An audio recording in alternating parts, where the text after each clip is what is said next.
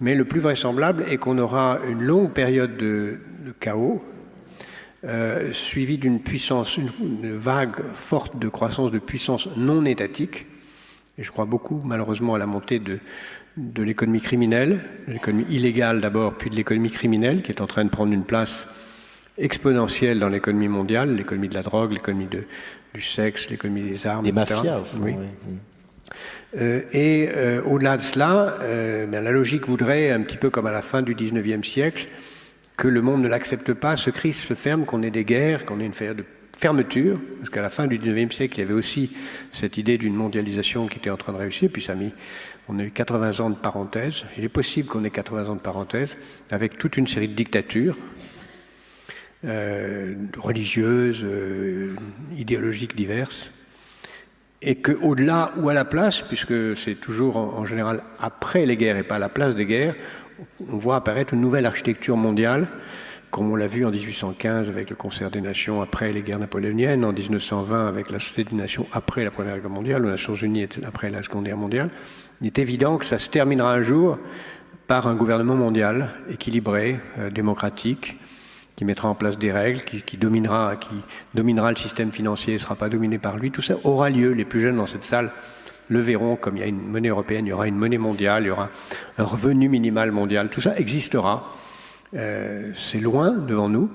Et en attendant, on peut s'attendre à une grande période de chaos et une grande période où les deux grands sujets seront pour moi la maîtrise de l'environnement, et évidemment le fait d'éviter de le détruire, et la lutte contre la pauvreté qui, si on poursuit dans les tendances actuelles, va toucher 4,5 milliards de personnes sur 9 milliards en 2050, donc créer par ces deux dimensions une situation révolutionnaire qui, par la guerre ou sans la guerre, aboutira à quelque chose comme une démocratie planétaire. À mon sens, l'humanité va se diviser en 3 catégories.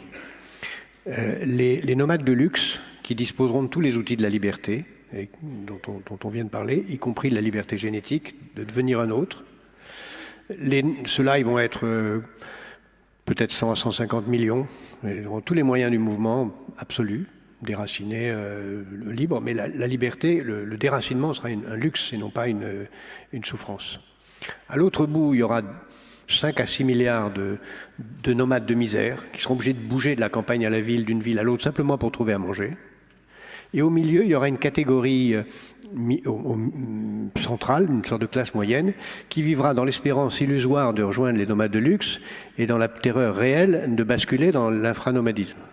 Et qui les regardera les uns à la télé dans les journaux qui leur montrent la vie des nomades de luxe, et qui, à la télé, se réjouira de voir le spectacle de la misère des autres en se réjouissant de ne pas en être. Ça, c'est les 3 catégories qui sont en train d'apparaître. La peur, c'est pas quelque chose de forcément mauvais.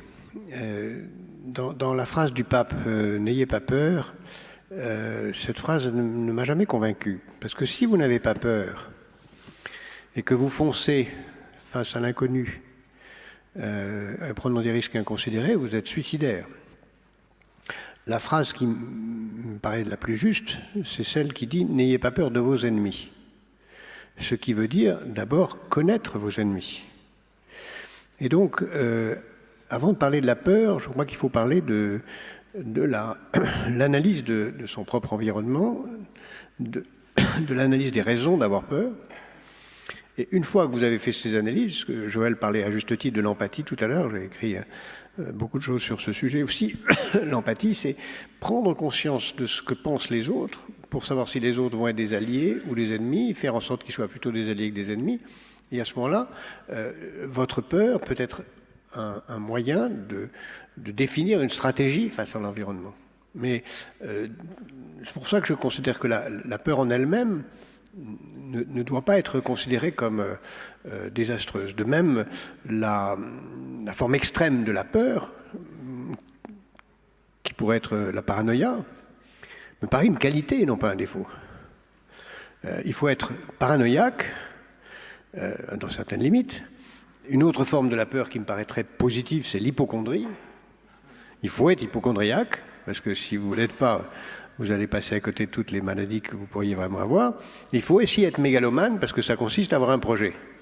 Donc si vous êtes hypochondriaque, mégalomane et paranoïaque, vous avez une petite chance de survivre. Très bien, vous avez fait des beaux exposés, magnifique.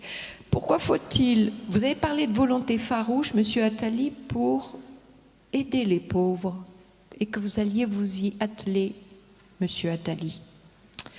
Pourquoi faut-il une volonté aussi farouche pour aider les pauvres que pour les maintenir? Parce qu'il faut aussi les maintenir. N'est-ce pas? C'est bien ce que disait Monsieur Arthur Lindsay, le conseiller militaire de Monsieur Truman. Il faut maintenir les forces. Alors, Monsieur Attali, je suis désolé pour les questions, je suis désolé mais d'abord parce que vous partez, donc voilà, c'était prévu on va 18 arrêter. heures et je vais partir à l'heure où il était prévu, donc vous conclurez sans moi, je m'en excuse, je devrais partir vraiment à l'heure prévue. Sur quoi voulez-vous que je parle?